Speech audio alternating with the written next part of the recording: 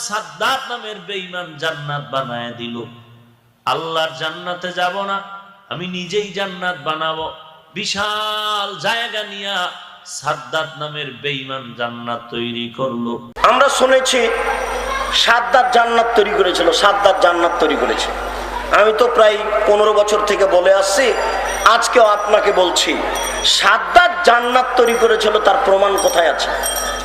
আমার নাম আব্দুর রাজ্জাক, আমার মরা পর্যন্ত সময় থাকলো আপনাকে, আপনি বের করবেন সাদ্দাতের কাহিনী কোথায় আছে। ধর্মের নামে মিথ্যা কথা আছে কিনা একটা কাহিনী আপনার জন্য যথেষ্ট, একটাই। আপনি শুধু বের করবেন সাদ্দাত জান্নাত তৈরি করেছিল, এটা আছে কোথায়।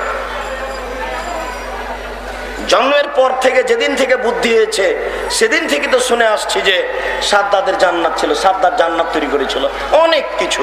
সম্মানিত দিনী ভাই, আল্লাহ তাআলা আপনাদের ব্যাপারে বলছেন যে তোমরা জানা মানুষের নিকটে জানো, প্রমাণ সহকারে জানো। আর হাদিসে এসেছে তোমরা যার কাছে দিন শুনছো তাকে দেখো তার দিন শোনা যাবে কিনা, তার কাছে বক্তব্য নেওয়া যাবে কিনা, তার কাছে ধর্ম শোনা যাবে কিনা।